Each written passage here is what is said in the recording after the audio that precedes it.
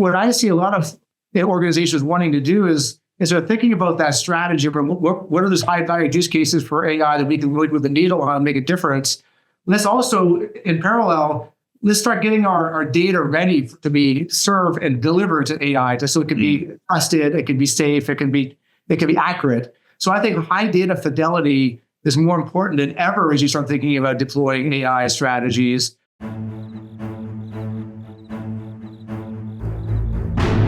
Welcome to the Risk Never Sleeps podcast, in which we learn about the people that are on the front lines delivering and protecting patient care. I'm Ed Gaudet, the host of our program, and today we have a special guest today, a good friend, a longtime colleague, Clay Ritchey, CEO of Verato. Did I get that right? Did I pronounce that right? Yeah, perfect. Okay, good. And you've got a great background too, so we're going to explore a lot of things. But first, let's start off with telling the listeners a little bit about you, your organization, and your role. Sure. And Ed, thanks for inviting me to your podcast. Yeah. Huge fan of it. And thank you. Thanks. I was thinking the other day, 11 years we've known each other, worked together. Yeah. So 11 years. Yeah, that's a long time. So I joined Verato 4 years ago as our CEO. And one of the reasons I did so, Ed, was that, I spent a lot of my career in healthcare and tech. And we spent so much of that time digitizing, kind of helping drive and be a part of this digital transformation in healthcare. Mm-hmm. And as I was looking at, and experiencing some of the things that we got right about that and wrong about that as an industry, over and over again, I kept seeing that this basic idea of identity was blocking the ability to have that data flow securely, reliably, so you can get the right data at the right place that you can trust at the right time to really, improve care. And that was really the whole promise of the billions of dollars that we've now invested as an industry in the digital transformation. So when I had a chance to come and lead Verato, I was excited because everything that we do at Verato is around enabling identity, giving that single pane of glass of all the data in your enterprise, and being able to associate that with a trusted identity. So we're the single source of identity that allows that longitudinal 360-degree view of a person. And we focus that, when we think about people, we think about people not only as patients, but also as consumers, providers, guarantors, household members. So think about any type of relationship you might have with a person that you care about in healthcare. We also help master those identities to help healthcare do a better job of understanding the people that they serve and deliver better care. Yeah, and it's such a tough problem to solve. Identity, you've heard about the last mile. Identity is like sort of the last inch. I mean, it's proving who you are and what you can do, and that, as you mentioned, that trust is so important. And that combination of trust and transparency. I mean, if you get those two things right, you've pretty much enabled a pretty safe healthcare experience for a lot of folks. What makes you different? What makes your organization different? Yeah, so a couple of things. We, like a lot of healthcare tech or technology companies, I won't say healthcare tech, but technology companies, you start out with this great idea and you think you're going to solve one problem, only to find another. So, at Verato, the company really thought they were going to be a financial services technology company, a fintech company. No kidding. And they developed this kind of concept around how to do identity better for digital identity to help that industry do a better job of managing the consumer kind of journey. Mm-hmm. And what they ended up inventing, what we invented that was so amazing, was this concept of referential matching versus probabilistic matching, which is most of the industry today, when they're doing identity resolution, they're using an algorithm to figure out, are these two people the same person or not, or say, how do I make sure I don't have a false positive and write over somebody's record, or how do I not have a duplicate, have a fraction of yes. Well, what we did is we figured out and patented a technology method and approach that where we curate data on pretty much everybody in the United States over the last 30 to 40 years. So you have like 30 to 40 years worth of data curated around the demographical data around people. And then we use that information and it's called referential matching to be able then to fill in the gaps. So let's take, let's say, I'm Clay Ritchey, who lives on Morningside Drive today.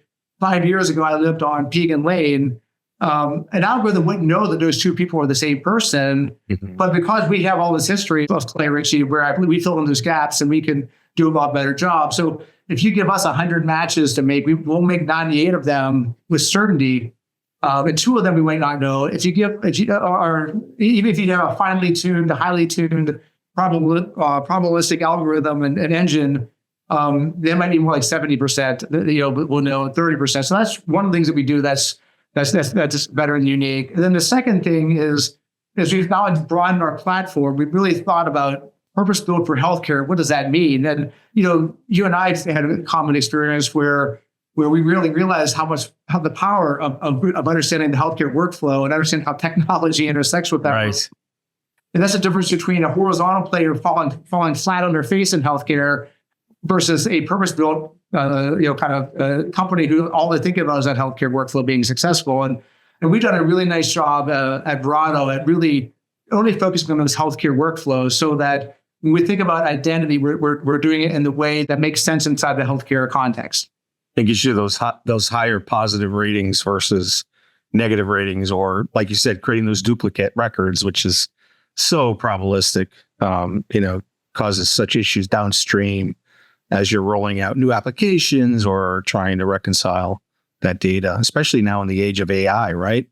I mean, how are you thinking about things differently now that AI is out there? And yeah, well, we think about AI as a market driver for us, and it also is an enabler for us, kind of. And on the market driver side, we get in our jobs, we get a chance to talk to a lot of executives in healthcare tech, a lot of CIOs, a lot of chief strategy officers, and pretty much everybody has an initiative inside their enterprise to think about what is our AI strategy.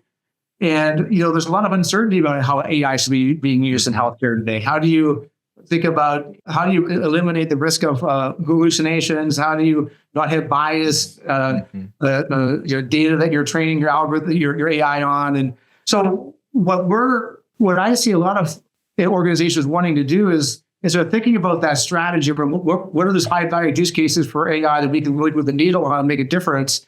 Let's also, in parallel, let's start getting our data ready to be served and delivered to AI, so it can be trusted, it can be safe, it can be accurate. So I think high data fidelity is more important than ever as you start thinking about deploying AI strategies. And that's really kind of what Verato, if you think of like the bare essence of what we deliver to healthcare, is the ability to have that data, high data fidelity as it relates to identity and who the data belongs to. So that's where we see really Verato helping drive and fuel the AI being appropriately used in healthcare. And then on the product side, or capability side, we see opportunities for AI. You mentioned earlier transparency, and one of the first use cases we're using for AI in our own product is to provide transparency of this match. So I mentioned earlier, we have all this curated data that doesn't sit in our customer's enterprise. So we oftentimes make matches. They're like scratching their head, like, there's no way these. Yeah, how did it's like, what the hell are you talking about, Verato? I think I didn't. You're smoking crack or something.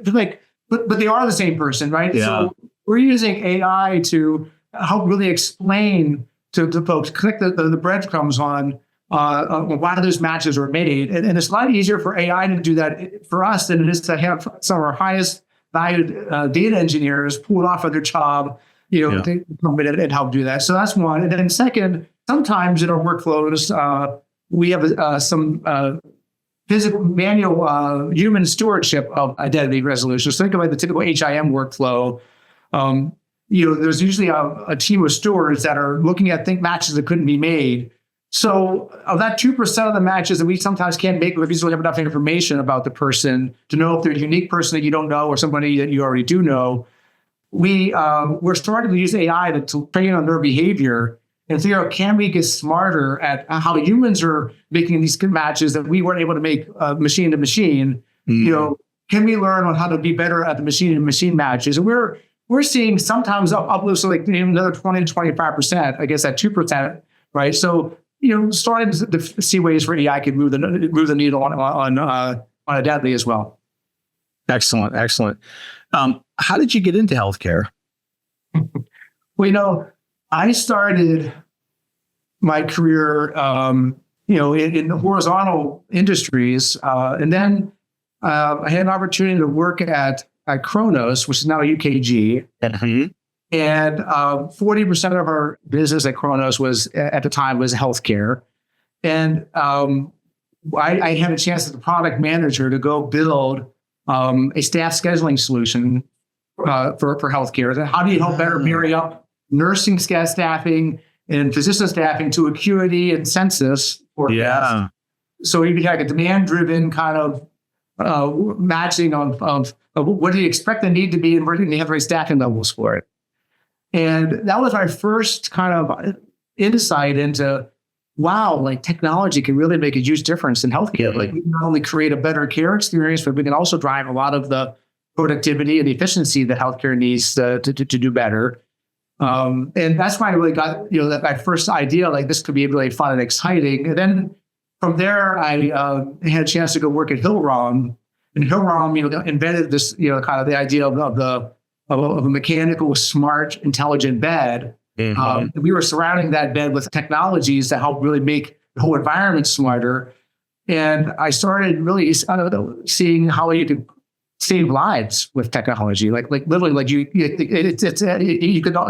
be a co-pilot to help a clinician do better, but you could also like really create great technology that make the difference in delivery of care. Yeah. And then, that's really where I got the, kind of got the bug. And then my daughter, she's had a few surgeries along the way with her health. And, and I can't tell you like how rewarding it's been. Last time she had surgery in the hospital, and I saw Kronos, I saw Verato, I saw Hillrom, I saw and I'm here able to share with my daughter how, like these are products that I, wrote an MRD for. I helped launch. You're a part of here surrounding your care right here. And then, that was really awesome. So I kind of continue to kind of see this excitement around, being able to make a difference and see how it can even, impact our own family members as we consume care. That's such a great point. And I love that, it brings up the shared mission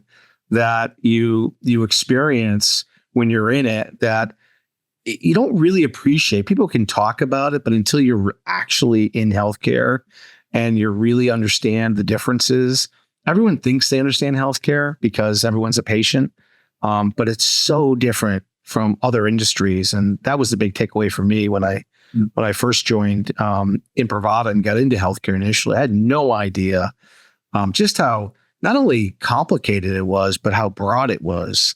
You have acute, you have post-acute and everything in between, and all the different suppliers and that whole ecosystem that supports healthcare is just really amazing. And once you connect on that shared mission, like you said, it just changes the way you look at things. And I love that story of your daughter. And had a similar experience with my mom when I would bring her in, and to the point where she'd go into hospitals on her own. Oh, my son created that. And I'm like, Ma, I didn't create that. God, it was part. Oh no, it did. She's telling everyone, and I was a part of it, Mom. But I love that. I love that experience. And you're right. Those products are still being used in healthcare, and they're still being relied on, which is really cool. What, as you think about leadership, obviously you've held significant senior leadership roles throughout your career. What drives you as a leader? Well, I think it's really important. You mentioned mission earlier, and I think one of the things that really drives me, especially at this stage in my life and my career, is I find myself saying a lot of things like, life is too short. Like that's my reason on not to do a lot of the things I don't want to do it. And I think that all comes down. A lot of it comes back to what you were saying earlier about mission and this idea of having a higher calling and what I really love about leading healthcare organizations, healthcare technology companies, is that we have this kind of double bottom line of being able to do good from a mission perspective, while at the same time build all the goodness that comes from building a great company.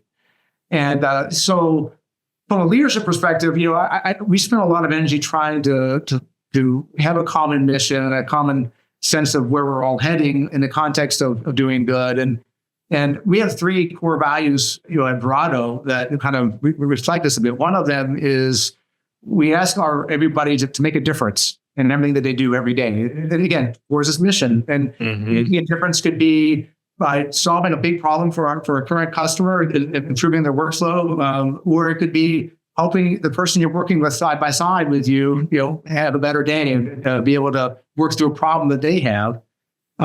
We ask them to be trustworthy. We ask them to don't have hidden agendas in politics, but like be the best in the world at what you do. Be a trusted expert. And then we ask them to be customer obsessed, which is this idea of literally like whether it's an internal customer or an external customer, finding a way to exceed their expectations. And like those three things, I think they kind of embody kind of like all the things that I have felt have been good about the best organizations I've worked with and the best leaders I've worked with. So that's kind of maybe the best lens I can think about, everything I think about leadership, what drives me, it's through those three lenses. And it's really from working with great companies like Verato and others where we've learned, we've seen them in action. No, I love that. And it's simple. And it also, like you said, becomes this lens by which you could also attract the best people to the organizations, sort of as your hiring rubric, if you will, and as you look at bringing people on board. As you think about the last couple of years, pandemic, I think we get like red badges of courage or something, don't we, for trying to start companies during pandemics and things? What is wrong with us? What are you most proud of as you sort of reflect back on some of those challenges? Well, I think that one of the hardest things that we all fight through coming out of the pandemic and during the pandemic it was like, how do you deal with crisis and how do you really? There's no playbook for this, right? And we would call our peer groups, and we like, what are you doing? How are you handling these situations? But at the end of the day, we were all having to make hard decisions around how to navigate this. And I'm pretty proud about, Verato during that time period. We tripled in our size, and nice. We hired a bunch of people, and we had to do all those things while dealing with these extraordinarily hard challenges of. All of a sudden, you went from we had just signed a 6-year lease in a beautiful new facility. Right? We did the same. Same thing. All built out, like tricked out with. Oh yeah. Yeah. And I've never seen more than a third of the capacity of that. Kind of. Yeah. So we all we've got to learn how to do this with the remote first culture. And I know a lot of people right now are talking about back to work and mandates. And, I just saw that the Whole Foods CEO kind of like walking back a little bit, the strategy there. Like, I think I'm pretty proud of the fact that that's not even a conversation that we're having in our organization. We really have done, I think, a nice job of making sure we all know what success looks like, making sure people have a chance to work together. We do a lot of face-to-face meetings. We do a lot of engagement, a lot of transparency, and nice. And we kind of feel like I think I'm pretty proud about the fact that even though we'd all love to work, in the same office, I mean that just feels like it's out of the bottle for us. Yeah, I agree. So you're hybrid right now? Yeah, we're hybrid. We have two headquarters. One headquarters is in Tyson's Corner in Northern Virginia, outside of DC. Yeah. And then we only have about 25% of our employees are assigned to that office. And then we have a nearshoring effort in Mérida, Mexico, in the Yucatan Peninsula. Oh, wow. It's just an amazing town. And Ed, I have a great reason to go to Mexico on a regular basis and enjoy some of the better weather there and food and everything else. But we have another about 25% of our employees there. Really tapping into the innovation in Mexico. We think of that as a development center for software development. Nice. Our excellence. And then we have the other half of our employees are kind of hired in the wild in their home offices. And, so if you think about that dynamic, no matter where you are, given the team you're associated with, you would never have everybody in one place, kind of coordinating your work. So yes, that's right. Yeah, so we're doing the best we can to create opportunities for collaboration, but we're and we're hybrid in the sense that we've got the physical spaces for people to come in and use. Mm-hmm. But our strategy right now is to create events where people want to come and be together because it's going to help them be better at their jobs and help them enjoy the work more. Yeah. Right. And that's kind of, and then we're trying to invest in the right technologies. How do product managers do a better job of whiteboarding without a whiteboard? There's some pretty cool technologies out there that helps you do a better job remote. Yeah. And I think when you do come together, you're much more purposeful about the experience and you're much more present, I find, than you used to be because you took it for granted. I think those are really good points. What keeps you up at night? With respect to, I've got 3 teenagers, so say no more. But surprised you have time to do this. Okay. God bless, man. That is So on one side I've got that. On the other side, I think we're all probably worried about what's happening in the broader kind of world content. But I think inside of like healthcare, how we build, and really help healthcare continue to progress. And then, you and I had this discussion. I love the fact that you were going, kind of you're the CEO of Censinet, and you're like you can't be. I don't think we can all be good stewards of healthcare, the digital transformation in healthcare, if you aren't thinking about security. Yeah, and thinking about how to do that well. One of our customers, Ascension, look what happened. They had a security breach, and they're on paper for 6 or 8 weeks. And they handled that extremely well. I cannot even imagine. I'm so impressed with how well they handled, that whole situation. But that's just an example. Look at CrowdStrike. Who would have thought that CrowdStrike could have brought down? It's like every quarter, it's in this something new. Yes. So I think that we talk every single meeting. Every time we have a company come together, whether it be a monthly meeting or we talk about security and making sure that we're doing all the things that we can to make sure that we have the right posture, that we're doing all the right things. And so I think that's one thing that keeps me awake.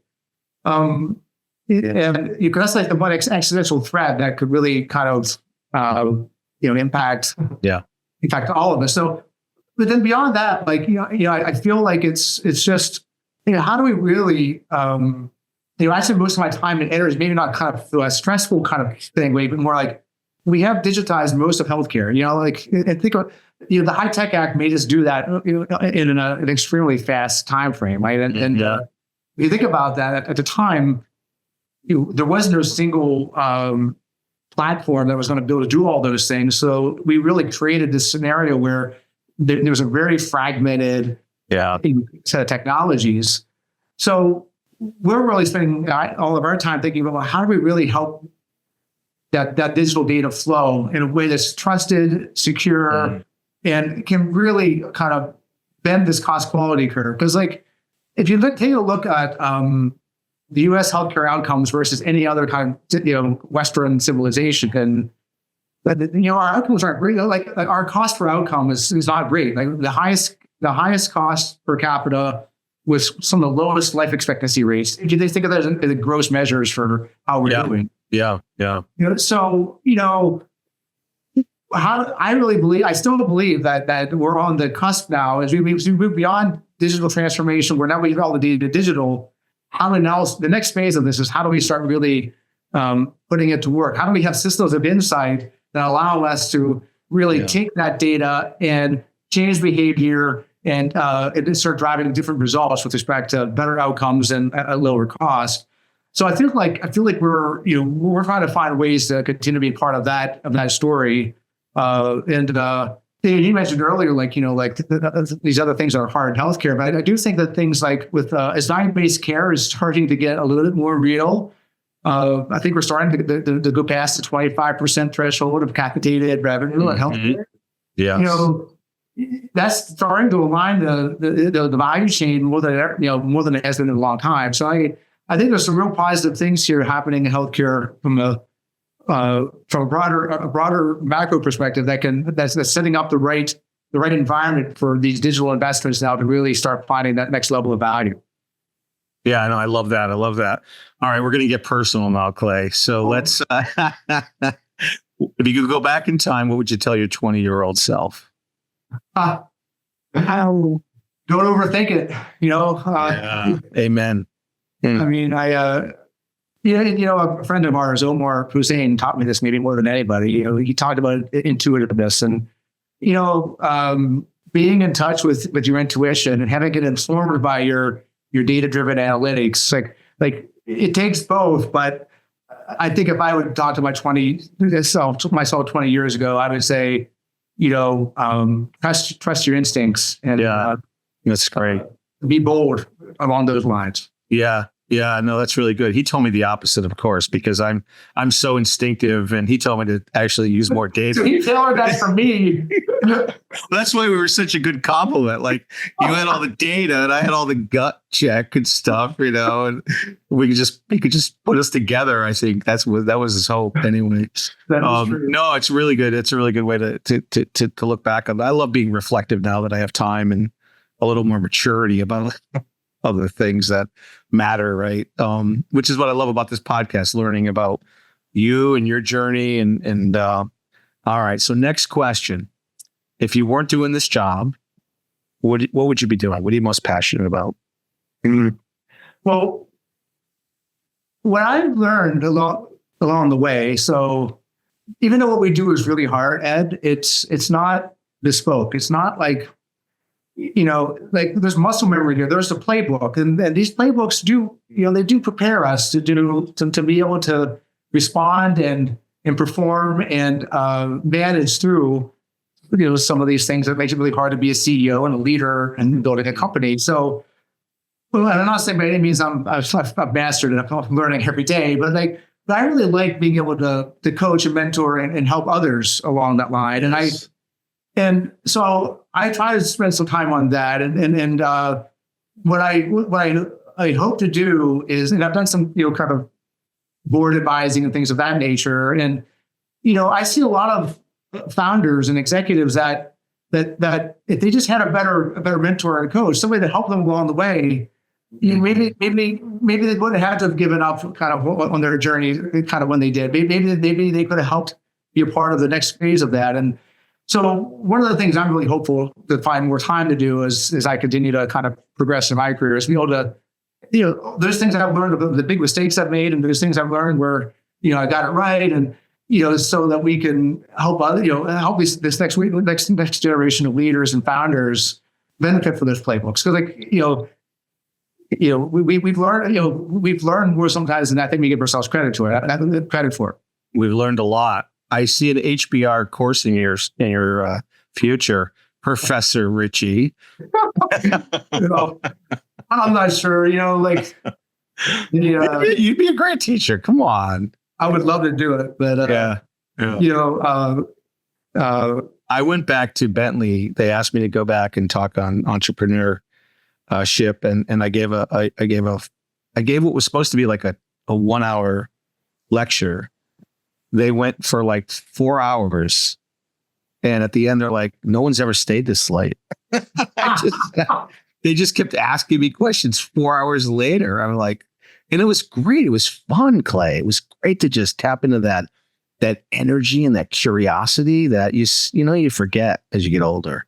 Oh, it's awesome. I mean, that's why Bentley is doing so well. The reality is that class learned more from you in that type of conversation than they would have probably in a whole semester of book learning. So that's great. And I bet you had a good time. And it was a good time to go back. Yeah, it was a little scary, but it was a good time. All right, Risk Never Sleeps podcast. I have to ask you this question: what's the riskiest thing you've ever done? The riskiest thing ever. Yeah. And remember, I know your secrets, so be true. Oh well, it's so funny. I would first tell you that I teach my children that the rules aren't for them. What I mean by that is that I think that we raised them to have good judgment and good understanding of right and wrong. So like, use good judgment, do it. So, and that does from trying to encourage them to be risk takers and also like as opposed to maybe rule followers. Yeah. But the stupidest thing I've ever done that was also risky was, in the middle of this, trying to outrun a snowstorm. And I got stuck with my two young children driving, trying to outrun a snowstorm. No. And Ed, it was so funny. I got stuck driving from Raleigh, Durham to Pennsylvania to see my parents. My wife was home pregnant with our third child. And we got stuck on the 495 Beltway around Washington, D.C., going up a hill. And I remember Ed, oh my gosh, if I stay here, what's going to happen? Like I'm out of gas and so I got out of my car and locked my kids in the car, and I walked up to see what was going on. And I realized that the reason that we were stuck was that this tractor trailers couldn't get up the hill, so they stopped. But there's no reason. So then the lemmings that we all are, we all just stopped right behind them. Right. So I started knocking on people's windows, telling, hey, we can go. Let's just go around them. Let's get everybody going. And anyway, so we got everybody up and going, and I eventually got home. But when I look back and I realized that a 4-hour trip took us 15 hours. Yeah. And, you're lucky. You're so lucky. That was really bad judgment and an unnecessary risk. Well, I'm glad you didn't say swim with dolphins, because I was I was concerned you were going to say something like that. Now that you brought that up. Here we go. So Ed and I think it's fair. We had a great, I was your successor coming into Verato. Yes, you were. And you were taking, and you had a chance to go and build a whole new business for us, which is exciting. So the way that you introduced me to the whole company was you went and Googled Clay Ritchey and you found a profile on Facebook of another Clay Ritchey who likes to swim with dolphins and kiss dolphins. That's right. And you put that picture. This is your new chief marketing officer. Oh, not my finest moment. Actually, it was actually ended up being a great icebreaker for all of it. And that was funny, and I love it that you brought that up because that was how we got on. That's how we started. Right? Yeah. No, and that's what I was partake in the drink. So, my judgment wasn't always sound back then. But no, it worked out. It worked out fine. But all right. It worked out great. Yeah, it worked out great. Yeah. So all right. So you're on a desert island. You can bring 5 records or 5 movies with you. What would you bring? Oh my gosh. Yeah. Well, are you a music guy? I forget. Are you into music? Yeah, I grew up in a household in the 80s, where so I would say the 80s and the late 70s formed most of my music tastes. Okay, good decades. Yeah. And so big Rolling Stones, awesome. Led Zeppelin,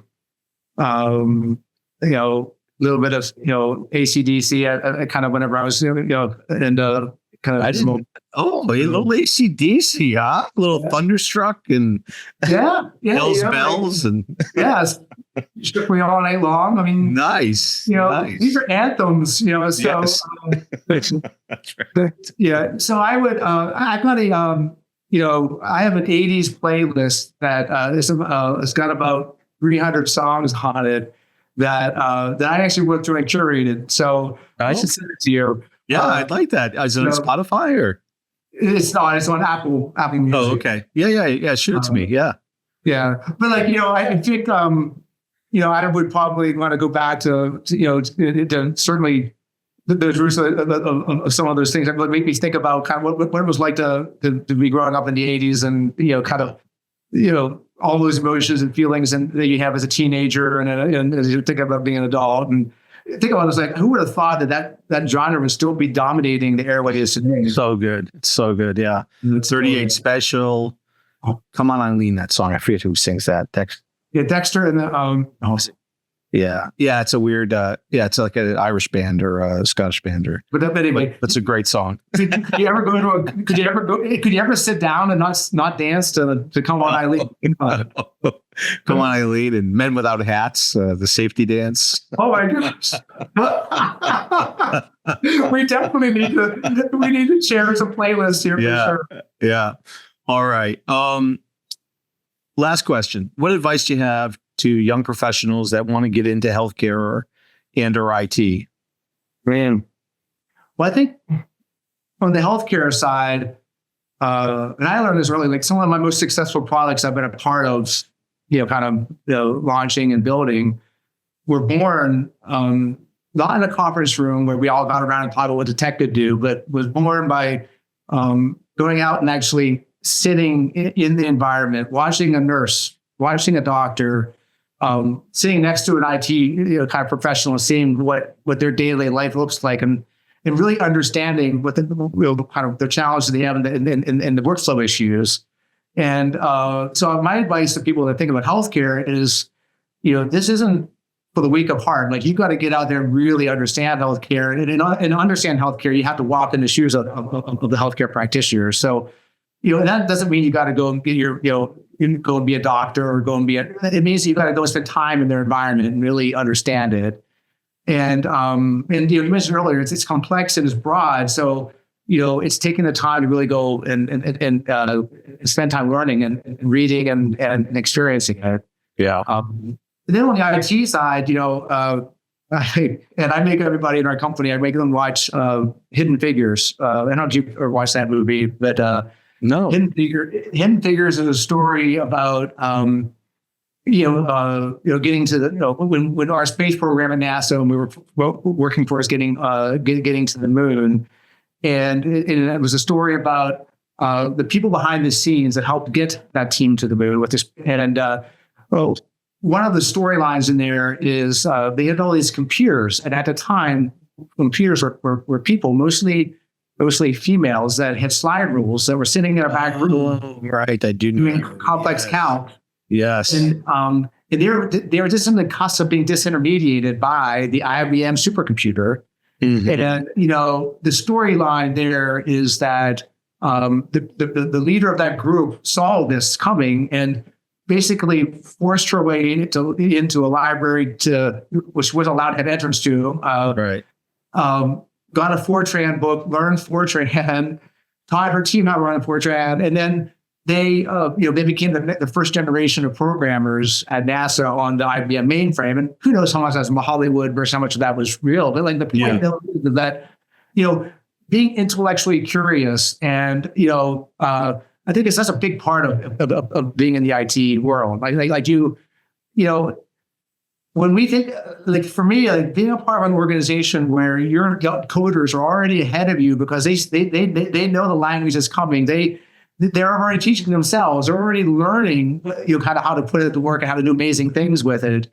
That's my advice I've seen over and over again. Like the people that you want in your organization that's going to help you go get from good to great are those types of people that are so intellectually curious and always wanting to think about what's new and staying ahead of it, and not letting yourself get disintermediated by whatever the next thing is, and instead be ahead of it. And I think if you can do those two things, like commit yourself to understanding healthcare, being in the workflow and being and experience it, and at the same time, be intellectually curious to stay ahead of your craft. I think those are the things that I try to coach people on.